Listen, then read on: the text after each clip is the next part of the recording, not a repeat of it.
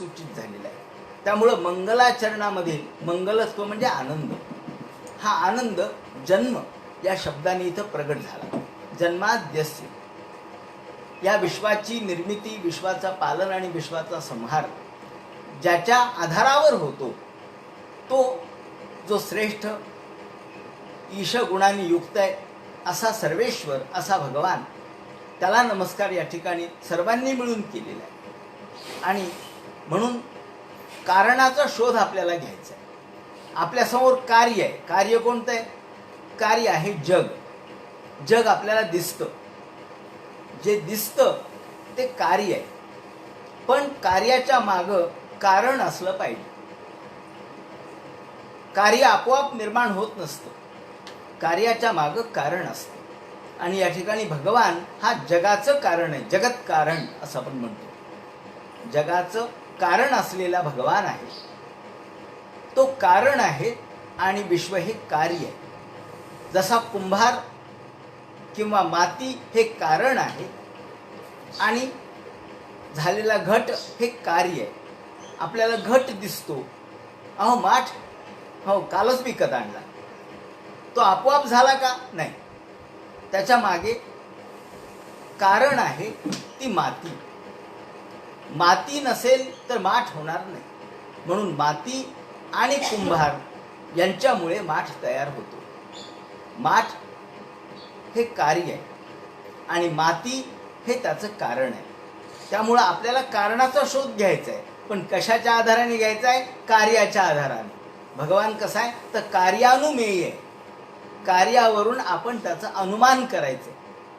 भगवान सांगत नाही मी अमुक आहे म्हणून. अहो तुम्हाला विचार करावा लागतो. आपल्याला आपली बुद्धी चालवावी लागते. का तर देवाने आपल्याला बुद्धी दिलेली आहे. मानवाला बुद्धी दिलेली आहे श्रेष्ठ दर्जाची. तो विचार करू शकतो. मानव हा विचार करू शकतो म्हणून तो श्रेष्ठ आहे. आणि यांनी एकाच गोष्टीचा विचार करावा की मी कोण आहे, हे विश्व कुणी निर्माण केलं, या विश्वाच्या मागचा कारणाचा शोध आपल्याला घ्यायचा. कोण आहे?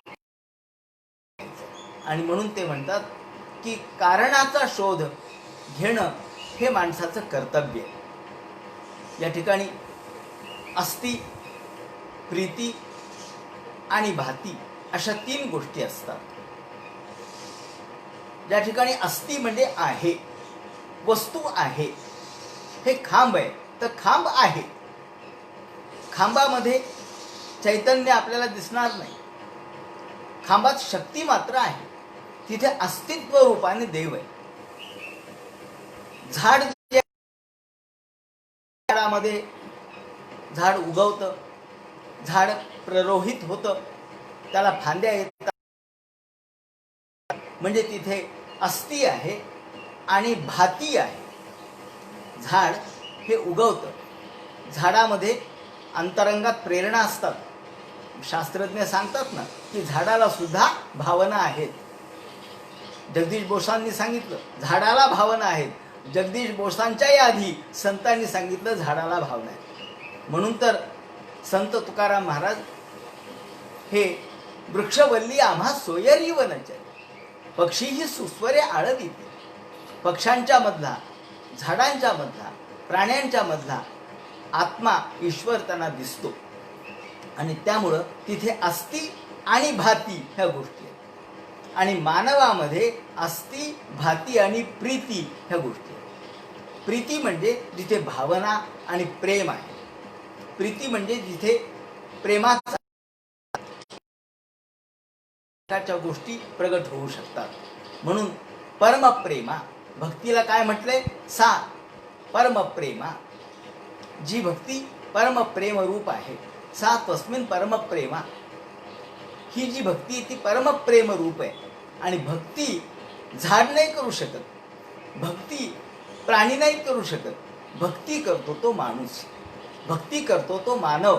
आणि म्हणून मानवाला अस्ति, भाती आणि प्रीती या 3 गोष्टी असल्यामुळं ईश्वराचा ताबडतोब साक्षात्कार मानवाला होऊ शकतो. कारण मानवामध्ये प्रीती आहे, प्रेम भावना आहे. समर्पित करण्याची भावना त्याच्याजवळ आहे. प्रेम या शब्दाचा अर्थ समर्पण असा आहे. म्हणून समर्पित होण्याची वृत्ती माणसाची आहे.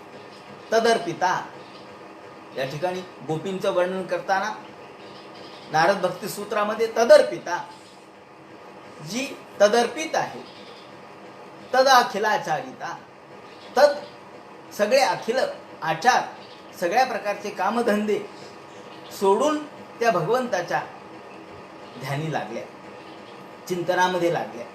आणि त्यामुळं पतिसुतान्वयात, पती असो, मुलगा असो, घर असो, दार असो, प्रपंच असो, प्रपंचम निष्प्रपंचोपी असं वर्णन ब्रह्मदेवानी केलेलं आहे भगवंताच्या स्तुतीच्या वेळेला. प्रपंच निष्प्रपंचोपी विडंबयसी भूतले, तू प्रपंचाचं निष्प्रपंचत्व करतोस. प्रपंच हा निष्प्रपंच होतो. या ठिकाणी राग अनुराग हा विरागामध्ये परिवर्तित होतो. राग हा विरागात, अनुरागात परिवर्तित होतो, प्रेमात परिवर्तित होतो. आणि प्रेम शेवटी विरागेमध्ये, विरागी अवस्थेमध्ये, वैराग्य स्थितीमध्ये परिवर्तित होतं. आणि म्हणून अस्ति भाती आणि प्रीती माणसामध्ये असल्यामुळं ते म्हणतात की ईश्वर याचा शोध फक्त माणूस घेऊ शकतो, मानव घेऊ शकतो, त्याने तो घ्यावा. आणि या दृष्टीने या ठिकाणी या जगाची उत्पत्ती, जगाची स्थिती, जगाचं पालन, जगाचा संहार ज्याच्या स्वरूपावर होतो त्या भगवंताचं वर्णन या ठिकाणी करतात. जन्माद्यस्य यतोन्मयादितरतः चार्थेष्वभिज्ञ स्वराट. हा भगवान कसा आहे मग? तो अभिज्ञ स्वराट, तो अभिज्ञ आहे. तो फक्त जाणण्याचा विषय आहे, तो कळण्याचा विषय आहे, तो समजण्याचा विषय आहे, तो आपल्यालाच कळण्याचा विषय आहे. संत नामदेव महाराज म्हणतात, माझे मज कळले, माझे मज कळले, माझे मज कळले प्रेम सुख. हे दुसऱ्याला सांगता येणार नाही. माझे मज कळले, माझं मलाच कळालं. मग काय कळालं सांग? नाही, शब्दात नाही सांगता येत. संतांनी अभंग रचले. ते अभंग हे प्रसिद्धीच्या साठी रचले नाहीत. माझा अभंग प्रसिद्ध व्हावा, माझं नाव व्हावं म्हणून रचले नाहीत. आतमध्ये अंतरंगामध्ये एवढा आनंद दाटून आला की तो आनंद शब्दाच्या रूपाने प्रगट झाला. आनंद ओ माये गोपाळू ओ सवाई अभ्यंतरी अवघा परमानंद. संत ज्ञानदेव माऊली म्हणतात, आनंद हा परमानंद आहे. आणि भगवंताचा आनंद अंतरंगामध्ये दाटला की तो आपोआपच प्रगट होतो.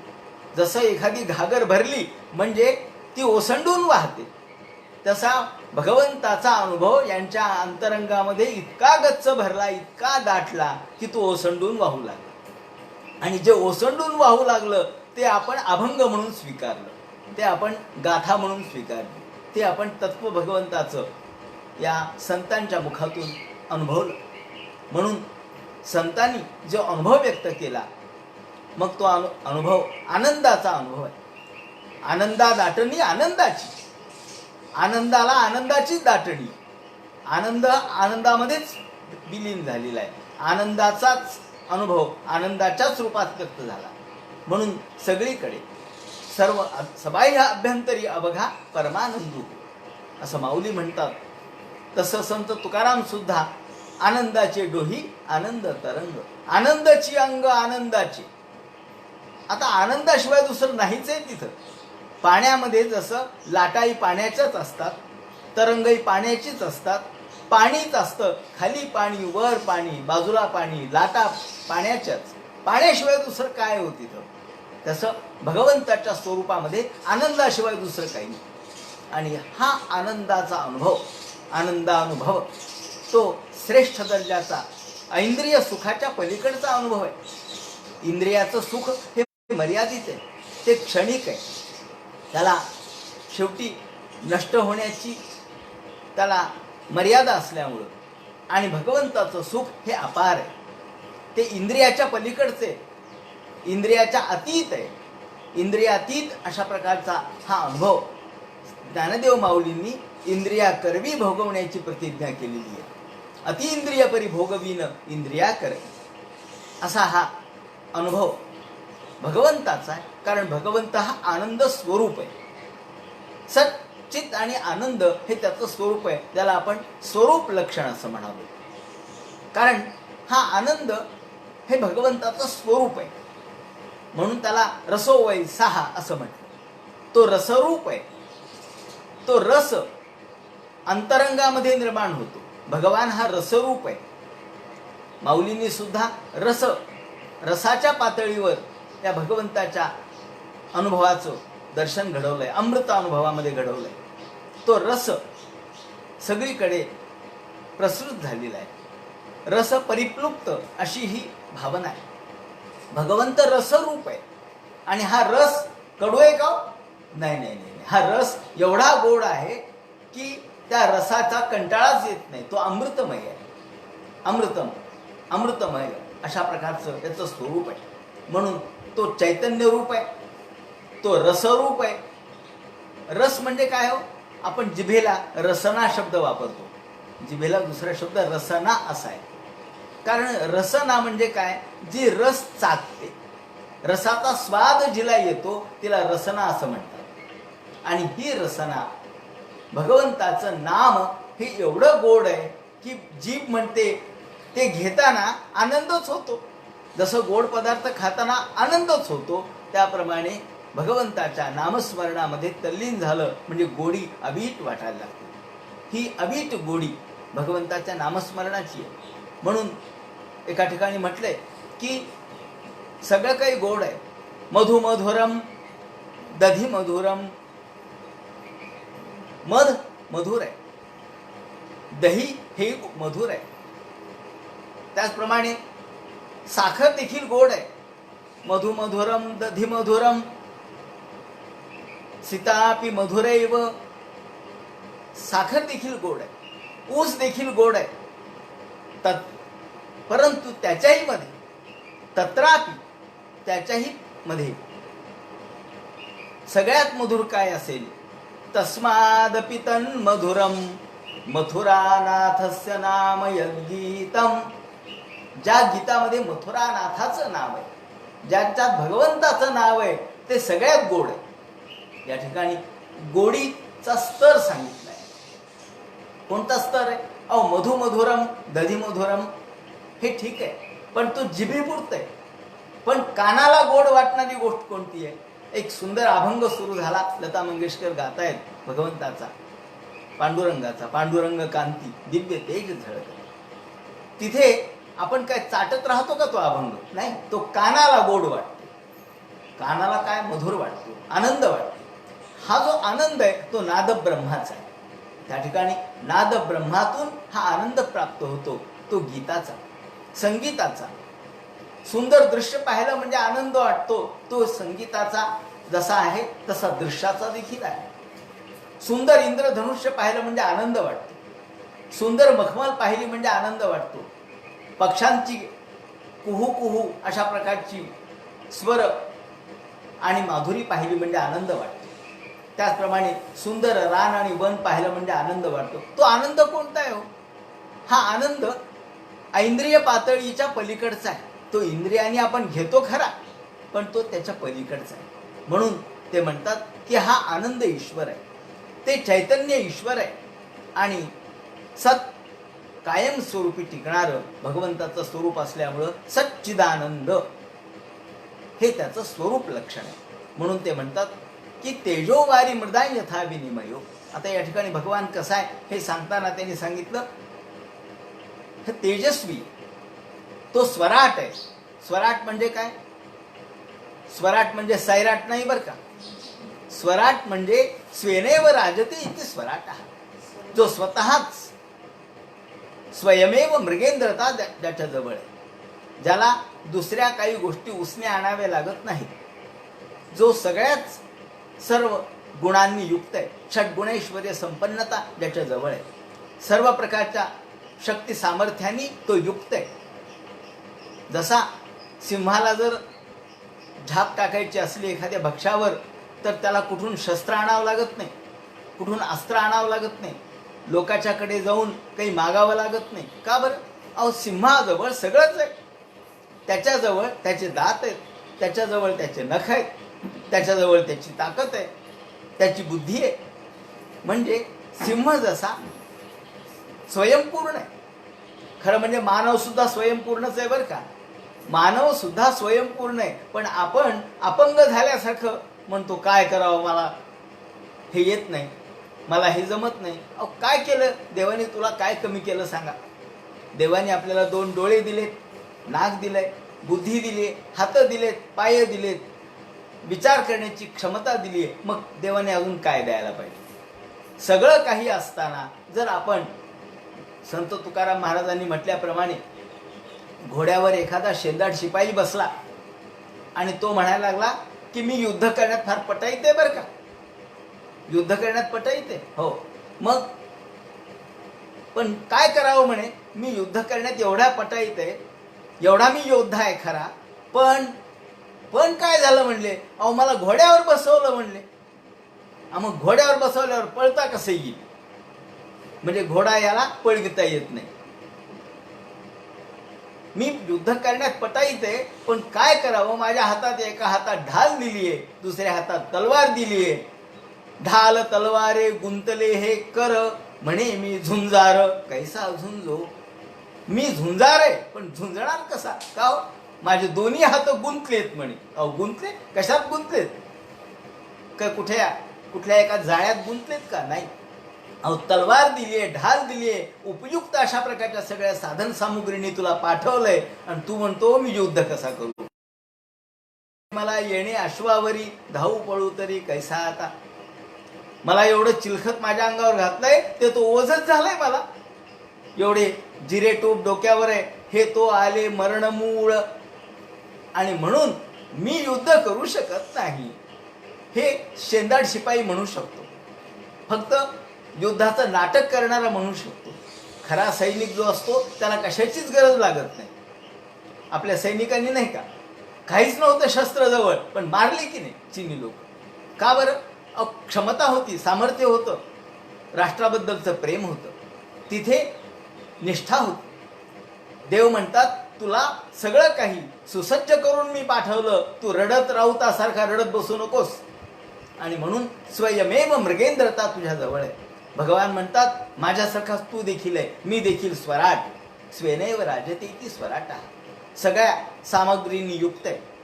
जसं सूर्याला कोणाचं तेज उष्ण घ्यावं लागत नाही, आपल्याला बॅटरी घ्यावी लागते आणि एखादा रस्ता पाहावा लागतो, मोबाईलची बॅटरी ऑन करावी लागते. सूर्याला गरज नाही, सूर्य म्हणतो माझ्याजवळ प्रकाश आहेच आहे, मला प्रकाश मागायची गरज नाही. समुद्र कधी पाणी मागणार नाही, कारण समुद्रामध्ये पाणी आहेच आहे. तो स्वराट आहे, तो सगळ्या प्रकारच्या सामर्थ्यांनी युक्त आहे, म्हणून ते म्हणतात हे भगवान कसा आहे, तो स्वराट, तो सगळ्या प्रकारच्या सामर्थ्यांनी, सगळ्या प्रकारच्या शक्तींनी युक्त आहे. आणि असा हा भगवान, तो या युगामध्ये आपण फक्त विचार मात्र केला पाहिजे की ईश्वर कसा आहे, ईश्वराचं स्वरूप काय. जन्माद्यस्य यतोन्मयादितरतश्चार्थेष्वभिज्ञ स्वराट, तो अभिज्ञ, तो ज्ञानसंपन्न आहे. ज्ञ म्हणजे ज्ञान, अभि म्हणजे विशेष प्रकारचं, अभि हा जो शब्द किंवा याला लागतं त्याला सफिक्स म्हणतात इंग्रजीमध्ये, किंवा आपण सुरुवातीला लावतो तो, या ठिकाणी हे अभि हा जो शब्द या ठिकाणी लागला, ते अभि काय आहे तर तो विशेष या अर्थाने अभिज्ञ स्वराट. भगवान कसा आहे तर ज्ञानसंपन्न आहे, विशेष ज्ञानसंपन्न आहे. आणि मग असा हा भगवान विशेष ज्ञानसंपन्न असलेला, ते म्हणतात अभिज्ञ स्वराट. तेने ब्रह्महृदयादिक वै मुह्यन्ते सूरया. तेने, या ठिकाणी तेने म्हणजे काय तर या ठिकाणी क्रियापद म्हणून तेने हा शब्द वापरलेला आहे. ज्याप्रमाणे हा भगवान हा सर्व प्रकारच्या शक्ती सामर्थ्याने युक्त आहे. तो काय करतो, तो प्रकाशित करतो. कारणाचा शोध आपल्याला घ्यायचा असल्यामुळं या ठिकाणी कार्य हे भगवंताचं विश्वरूपाने आपल्या समोर आहे, पण त्यांनी प्रसृत केलं. तेने म्हणजे प्रसृत केलं. काय प्रसृत केलं, विस्तार केला. तेने ब्रह्महृदय आदि कवये. कोणाच्या द्वारे विस्तार केला? तर ब्रह्मदेवाच्या द्वारे त्याने हा जगाचा विस्तार केला. ब्रह्महृदय, हृद म्हणजे त्याच्या अंतःकरणात प्रवेश करून भगवंतांनी ब्रह्मदेवाच्या अंतःकरणाला प्रेरणा दिली, अंतःकरणात प्रवेश केला आणि हा विस्तार केला. ब्रह्महृदय आदि कवये. ब्रह्मदेवाला त्याने आदि कवी म्हटले. आदि कवी, तर कवी म्हणजे नुसता लेखक नाही. कवी म्हणजे कविता करणारा म्हणजे कवी नाही. कवी म्हणजे प्रतिभावंत, कवी म्हणजे प्रज्ञासंपन्न, कवी म्हणजे निर्मिती करणारा. ब्रह्मदेवानी ही जगाची निर्मिती केली म्हणून तो कवी आहे. त्याने ब्रह्महृदय आदि कवये, त्याने हा सगळा विस्तार केला. विश्वाचा, ब्रह्मांडाचा, अखिल ब्रह्मांडाचा विस्तार ब्रह्मदेवाच्या द्वारे केला. कशाने? तर हृदय, त्याच्या अंतःकरणाला प्रेरणा दिली.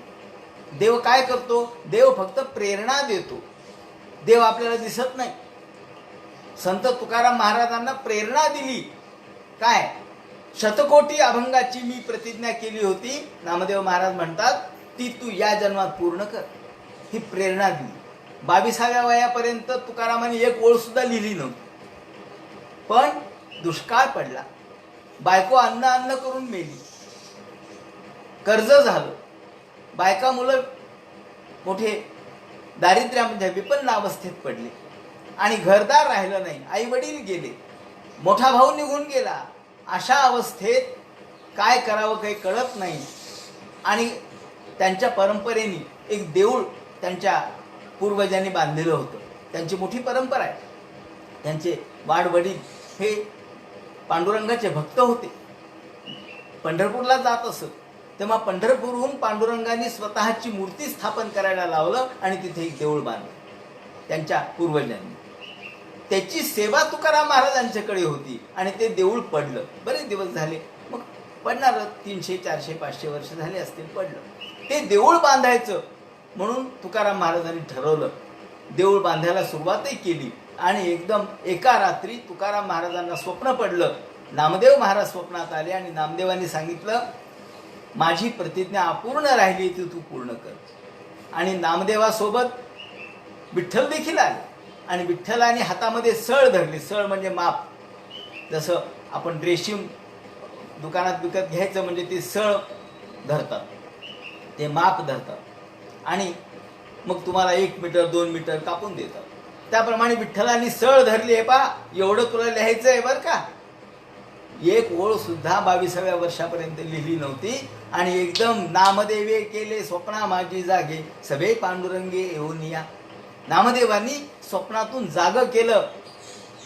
अरे बसलास काय, रडतोस काय, अभंग करायचे तुला. आणि ही प्रेरणा झाली. पहा, तोपर्यंत काही नव्हतं, एक ओळ देखील लिहिली नव्हती, अभंग नावाचा प्रकारच माहीत नव्हता. मग ही प्रेरणा कुणी दिली? 4500 अभंग तुकाराम महाराजांनी लिहिले. कसे लिहिले? ही प्रेरणा दिली, आतून प्रेरणा दिली. म्हणून ब्रह्महृदय आदि कवये. देव काय करतो? प्रेरणा देतो. देव अंतःकरणामध्ये प्रविष्ट होतो आणि प्रेरणा देतो. नारायण प्रेरणा देतो, भगवान प्रेरणा देतो. म्हणून ही प्रेरक भगवान आहे, हे लक्षात घ्या. सगळ्या कुठल्याही गोष्टीमध्ये काम माणूसच करतो पण त्याची प्रेरणा ईश्वर असतो.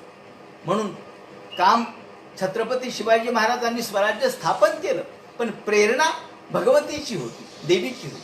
ही प्रेरणा देणारा ईश्वर आहे, प्रेरणा देणारी आई आहे, प्रेरणा देणारा भगवान आहे. आणि म्हणून माणसाच्या हातूनच आपण म्हणतो ना, माणसाच्या हातून काम झालं पण त्याच्या मागची शक्ती कोणाची आहे, त्याच्या मागची कार्य आपल्याला दिसलं पण त्याचं कारण ईश्वर आहे हे जाणलं पाहिजे. म्हणून ते म्हणतात ब्रह्महृदय आदि कवये मुह्यंती सूरयः. अहो देव सामान्यांना सुद्धा तर कळतच नाही पण मोठमोठ्या लोकांनाही कळत नाही. किती मोठमोठे लोक हे देव काय आहे याचा शोध घेण्यामध्ये आयुष्याचे आयुष्य व्यतीत करतात. मुह्यंती सूरयः. मोठमोठे देव सुद्धा मोहित होतात. विद्वांसमपि कर्षति. मोठमोठे विद्वान सुद्धा भगवंताचं स्वरूप जाणू शकत नाही. त्याचं कारण त्यांनी सांगितलं. तेजो वारी मृदा यथा विनिमयो यत्र तिसर्गो मृषा. धामना स्वेन सदा निरस्तकुहकं सत्यं परं धीमहि. मुह्यन्ति सूरया. मोठमोठे देव मोहित होतात. मग मोहित का होतात बरं? त्याच्यामध्ये मोहित होण्याचं काय कारण आहे? मग त्यांनी सांगितलं तेजो वारी मृदा यथा विनिमयो. हे उदाहरण दिलेलं आहे. उदाहरण कोणतं आहे? ज्याप्रमाणे आपण मृगजळ पाहतो. मृगजळ पाहिल्यानंतर मृगजळ आपल्याला दिसतं. आपण माणूस ज्ञानी असल्यामुळे आपण म्हणतो ते काही पाणी नाहीये, ते मृगजळ आहे.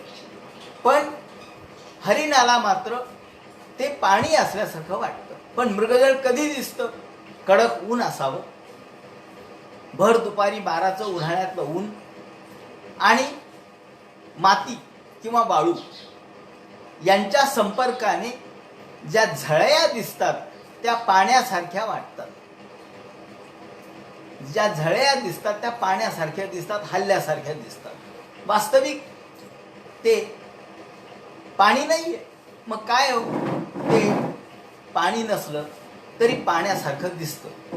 आपण ज्ञानी असल्यामुळे आपण म्हणतो ते मृगजळ आहे, ते खोटं आहे.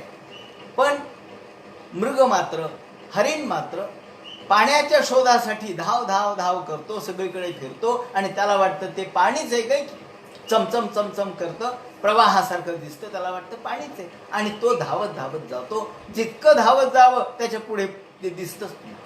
आणि करत करत करत त्याचा मृत्यू देखील होतो पाण्याविना. ते म्हणतात तेजो वारी मृदा यथा विनिमयो यत्र तिसर्गो मृषा.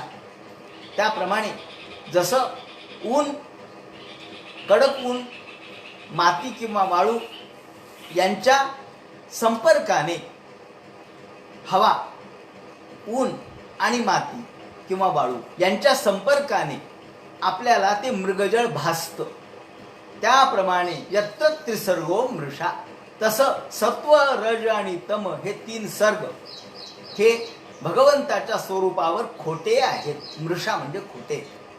मृषा ते फक्त भासतात, ते फक्त दिसतात, ते फक्त जाणवतात, प्रत्यक्षात ते नसतात. म्हणजे या ठिकाणी जसा मृगजळाचा भास व्हावा, मृगजळ जसं भासावं, ते जसं खोटं असलं तरी खरं भासतं, त्याप्रमाणे हे जग खोटं आहे पण आपल्याला खरं भासतं. त्रिसर्ग, त्रिसर्ग म्हणजे सत्व, रज आणि तम या 3 गोष्टी. विश्व, जग हे नेहमी 3 गोष्टींनीच भरलेले आहे, म्हणून त्याला आपण त्रिसर्ग म्हणतो. त्रिसर्ग, त्रिसर्ग म्हणजे काय हो? त्रिसर्ग म्हणजे 3 गोष्टी, काल, आज आणि उद्या. याच्या पलीकडे काही आहे का काळ? नाही. काळ 3च आहे, काल, आज आणि उद्या. त्रिसर्ग. खाली, वर आणि मध्ये त्रिसर्ग. आत, बाहेर आणि मध्ये त्रिसर्ग. सत्व, रज, तम त्रिसर्ग.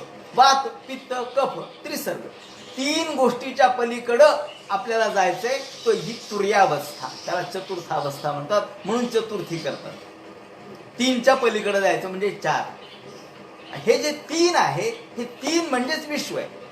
हे जे 3 आहे ते 3 म्हणजेच माया आहे. म्हणून 3च्या पलीकडे जो जातो तो मुक्त होतो. जो 3मध्ये अडकतो तो या संसारात अडकतो. कारण आपण म्हणतो ना, दोनाचे 3 झाले का नाही, तर 2चे 3 झाले की तो अडकलाच म्हणून समजा. याप्रमाणे भगवान त्रिसर्गो मृषा, भगवंताच्या स्वरूपावर ह्या त्रिसर्ग म्हणजे 3 गोष्टी खोट्या आहेत. तिथे सत्वही नाही, रजही नाही आणि तमही नाही. आपल्यामध्ये मात्र सत्व, रज, तम यांचं मिश्रण आहे. कुणी सात्विक आहे पण त्यात रजोगुण थोडा तरी आहे, तमोगुण थोडा तरी आहे. कुणी तामस आहे पण त्याच्यात रजोगुण आहे, तमोगुण, सत्वगुण आहे. प्रत्येकामध्ये हे 3 गुण आहेत. ही सगळी सृष्टी 3 गुणांची आहे, हे लक्षात घ्या. ही सगळी सृष्टी 3 गुणातून निर्माण झालेली आहे. 3 गुणांचा कमी अधिकपणा यातून ही सृष्टी निर्माण झाली.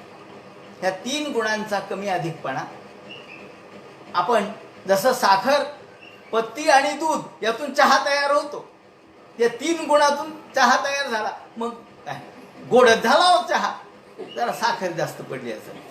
फार स्ट्रॉंग झाला, जरा पत्ती जास्त टाकली. नाही नाही नाही नाही काय ढुळूक पाणी झाला भाऊ, काही नाही, अहो दूध कमी पडलं. माणसामध्ये ह्या 3 गोष्टी आहेत. याप्रमाणे हे जसं मिश्रण कमी अधिक प्रमाण झालं म्हणजे चव बदलते. तसं माणसाचा स्वभाव सुद्धा कमी अधिक मिश्रणाने बदलतो.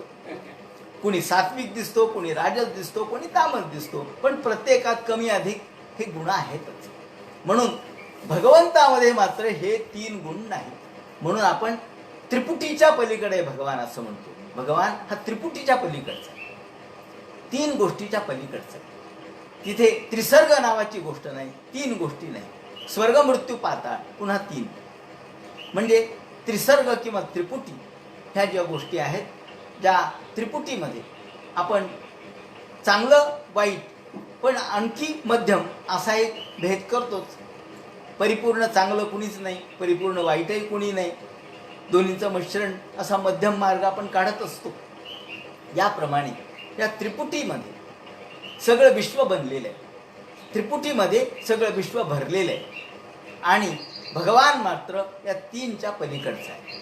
तो 3च्या पलीकडचा आहे, 3 गुणांच्या पलीकडचा आहे, 3 अवस्थांच्या पलीकडचा आहे. अवस्था 3 आहेत: स्वप्न, जागृती आणि सुषुप्ती.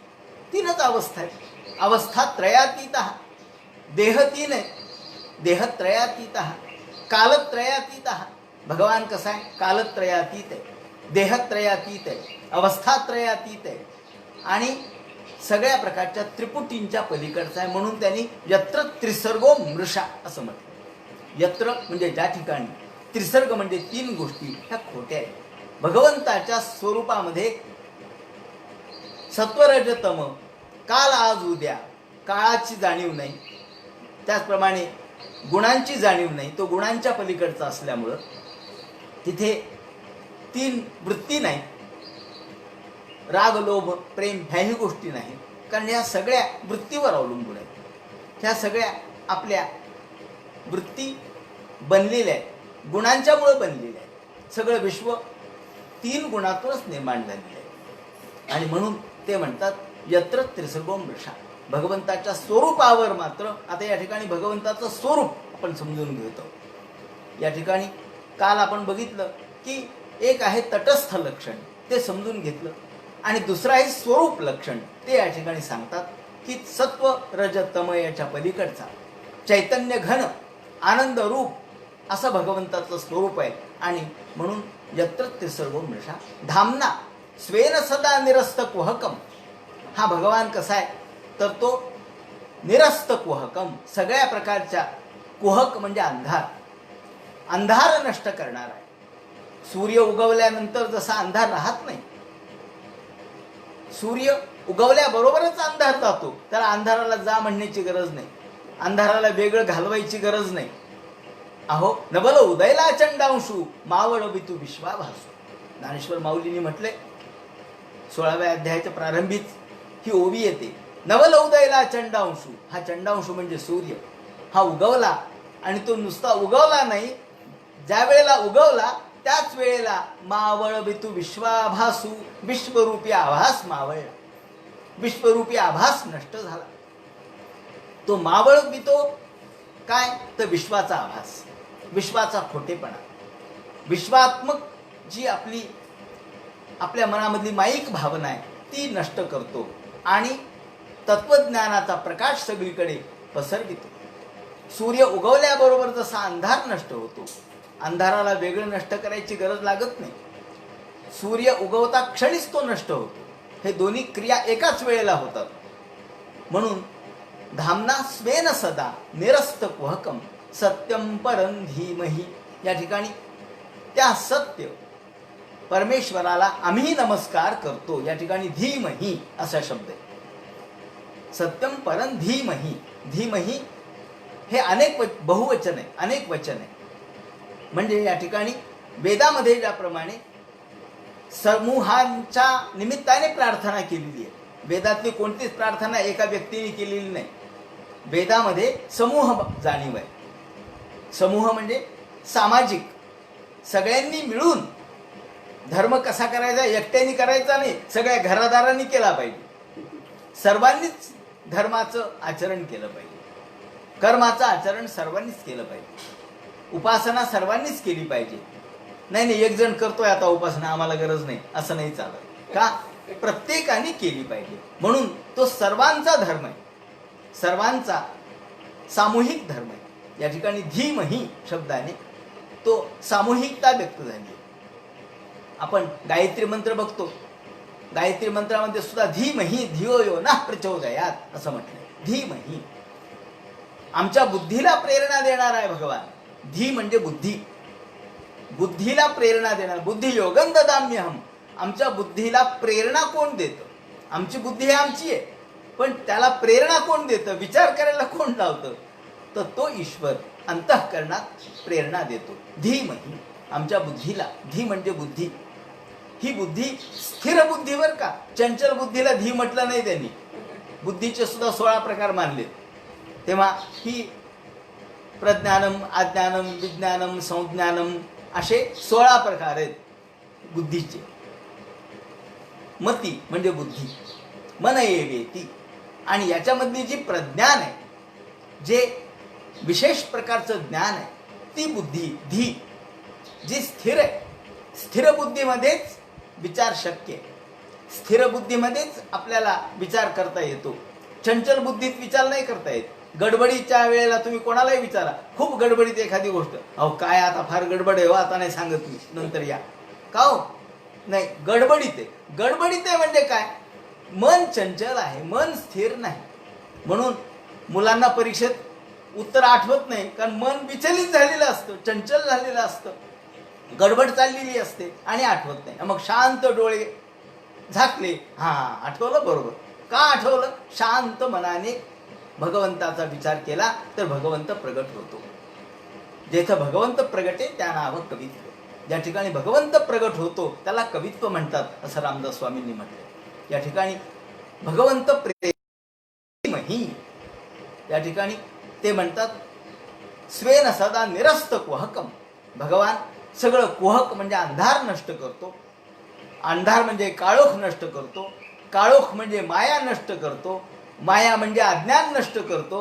कारण माया ही अज्ञानवश आहे. अज्ञानातूनच माया, माईकता निर्माण होते.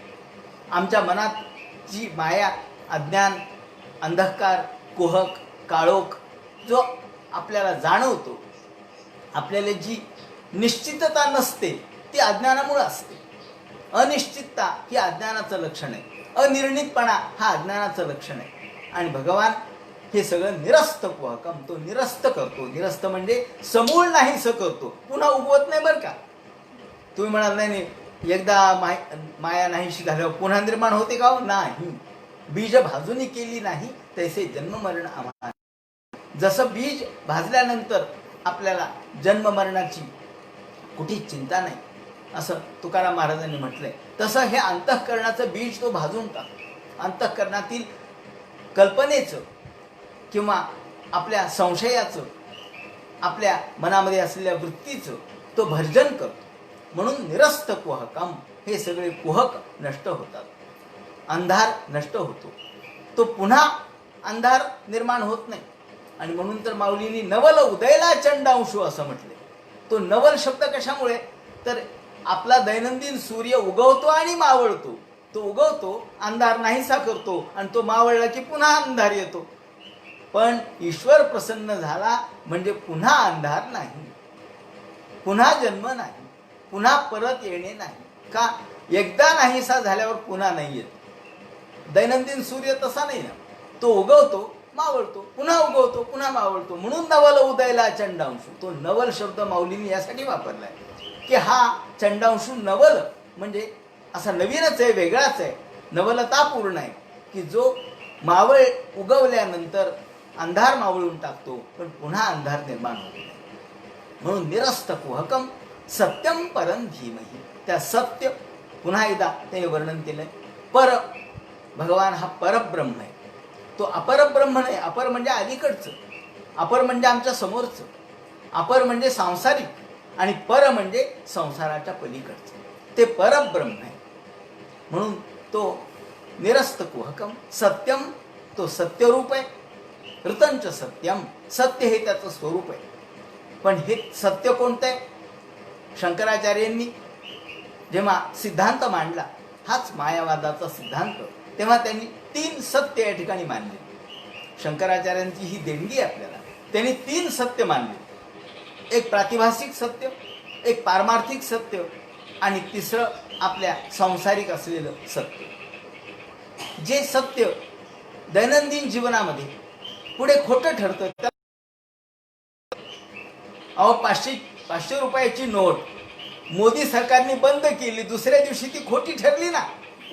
ती खरी नोट अहो कालपर्यंत खरी होती. हो कालपर्यंत खरी होती, आज खोटी झाली. का हो? काल आणि आज काय फरक झाला? फरक सत्ता. त्या सत्तेने त्यातलं सामर्थ्य काढून घेतलं. 500 रुपयातलं काढून घेतलं सामर्थ्य. देव नाही का काढून घेत सामर्थ्य? देव या विश्वातलं सामर्थ्य काढून घेतलं की विश्व कोलमडतं, संख्या वाढायला लागतात. का? सामर्थ्य काढून घेतलं. हवा काढून घेतली की फुगा बारीक होऊन जातो. हवा काढून घेतली की टायर जागेवर बस्ट होऊन जातं. तसं भगवान हवा काढून घेतो आपली आणि मग म्हणतो आपण हवा हवा. काय? देव हवा. असो याप्रमाणे ते सत्य जे आहे एक आहे व्यावहारिक सत्य. जेव्हा 500 रुपयाच्या नोट्यात 1000 रुपयाच्या नोटीतली शक्ती काढून घेतली, सामर्थ्य काढून घेतलं, तेव्हा ती खोटी ठरली का नाही? ठरली. आपण निजाम सरकारच्या काळामध्ये जे रुपये चालायचे, निजाम सरकार बदललं 48ला. त्या ठिकाणी आपल्याला स्वातंत्र्य मिळाल्याबरोबर दुसऱ्या दिवशी सगळे पैसे खोटे झाले. पैसा झाला खोटा. पैसा खोटा झाला. का बरं? पैसा खोटा झाला. राजकर्ता बदलला म्हणून पैसा खोटा झाला. मग पैसे खोटे होतात? हो होतात. का? काळ. कोणाचा काळ चालू याच्यावर अवलंबून आहे. या ठिकाणी ती व्यावहारिक सत्ता आहे. तिथे व्यवहाराच्या आधाराने सत्तेत परिवर्तन झालं की किमतीत परिवर्तन होतं. 1000 रुपयाची नोट 0 किमतीची. या ठिकाणी सत्ता त्यामधली ताकद काढून घेतली. ही झाली व्यावहारिक सत्ता. दुसरी आहे प्रातिभासिक सत्ता. प्रातिभासिक सत्ता म्हणजे जी भासते. मगाशी आपण तेजोवारी मृदा यथा विनिमयो, आपल्याला वायर पडलेलं असतं आणि संध्याकाळच्या वेळेला थोड्या मंद अंधकारामध्ये ते वायर म्हणजे नाग आहे असं वाटतं, साप आहे असं वाटतं आणि आपण घाबरतो. अरे साप साप साप. कुठे हो? अरे वायर पडलंय. एखादा पट्टा पडलेला असतो वाकडा तिकडा होऊन, आपण तो बेल्ट पट्टा त्याला आपण नाग समजतो. अरे काळा कभिन्न नाग आहे बघा ना. कुठे आहे? आणली बॅटरी. अहो कशाचा नाग आहे? पट्टा पडलाय. या ठिकाणी मग हे काय? ही प्रातिभासिक सत्ता आहे, भासली. त्यामुळे आपण घाबरलो हे तर खरंच ना. आपल्याला भीती वाटली, पल्स रेट वाढला, विचारा डॉक्टरला. हो तुमचा बीपी वाढलाय. कशाने वाढला हो? मग बीपी वाढला खोटं आहे का? नाही, बीपी वाढला खरा. पण कशाने? खोट्या सर्पाच्या भयाने. याला म्हणतात प्रातिभासिक सत्ता. ही विश्व ही प्रातिभासिक सत्ता आहे बरं का. विश्व आपल्याला खरं भासतं त्याचं कारण प्रातिभासिक सत्ता. आणि तिसरी आहे पारमार्थिक सत्ता. आणि या पारमार्थिक सत्तेमध्ये ईश्वर खरा आहे. पारमार्थिक सत्तेमध्ये विश्व खोटं आहे. आता खरं आहे बरं का. म्हणजे जेवण करायचंय द्वादशीचं. नाही असं नाही, भूक लागते. तुम्ही म्हणाल मग खोटं आहे तर मग काय, जेवण तरी कशाला करा? खोटंच आहे. नाही नाही, प्रातिभासिक सत्ता पारमार्थिक सत्तेमध्ये खोटी आहे पण दैनंदिन जीवनात खरी आहे. म्हणून या ठिकाणी ते म्हणतात, आपल्याला माहिती आहे एकदा शंकराचार्य निघाले होते रस्त्याने आणि एक वाघ पळत पळत पळत आला. वाघ पळत आल्याबरोबर सगळे घाबरले, सगळेजण लपले, शंकराचार्य लपले. निघून गेला. सगळे म्हणले का हो? म्हणले महाराज तुम्ही तर आम्हाला सांगितलं जग खोटं आहे. हो म्हणले जग खोटं आहे.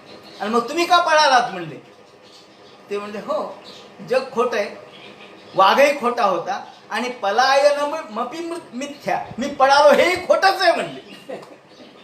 गमतीचा भाग सोडून द्या, पण सांगायचं तात्पर्य असं, ही प्रातिभासिक सत्ता पारमार्थिक सत्तेत खोटी आहे. जोपर्यंत चालू आहे तोपर्यंत खरी आहे, पण पारमार्थिक सत्तेत मात्र ती खोटी आहे. ह्या 3 सत्ता मानल्या ते शंकराचार्यांनी. जोपर्यंत आपण खेळ खेळत असतो, पुन्हा एक उदाहरण देतो छोटंसं, खेळ खेळतो, पत्ते असो किंवा आणखी सारीपाट असो, तोपर्यंत ते खरे येत नव्ह.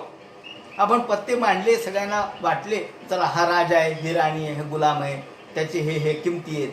त्या खोट्या आहेत का खरे आहेत? खेळापुरत्या खरे आहेत. पण एकदा खेळ नेऊन टाकला, काय झालं राजाचं? कशाचा राजा? तो पत्त्यातला आहे, तो फक्त प्रातिभासिक आहे, कामापुरता आहे, खेळापुरता ते खरं आहे. खेळ संपला की खोट आहे. त्याप्रमाणे हा विश्वाचा खेळ जोपर्यंत आपण खेळतो तोपर्यंत तो खरा आहे, पण पारमार्थिक सत्तेत मात्र तो खोटा आहे. या दृष्टीने ते म्हणतात यत्र तिसर्गो मृषा धामना स्वेन सदा निरस्तकुवकम सत्यम परम धीमहि. त्या सत्य कायमस्वरूपी सत्य असलेल्या, कायमस्वरूपी चैतन्यमय असलेल्या आणि कायमस्वरूपी चैतन्य घन सत्य आणि आनंदमय असणाऱ्या परब्रह्माला आम्ही नमस्कार करतो. म्हणून या ठिकाणी पहिला जो मंगलाचरणाचा श्लोक आहे तो या ठिकाणी आपण घेतला. यतोन्वयादि तर्तश्चार्थेष्व भिन्न स्वराट तेने ब्रह्मदाय आदि कवये मुह्यन्ते सूरया तेजो वारी मृदा यथा विनिमयो यत्र सर्व मृषा धामना स्वेन सदा निरस्तकुहकम सत्यम परम धीमहि. कुंडली कवरदेहार विठ्ठल सीताकांत स्मरण जय जय राम. पार्वतीपते हर हर महादेव. श्रीमज्जनार्दन गुरुमूर्तये.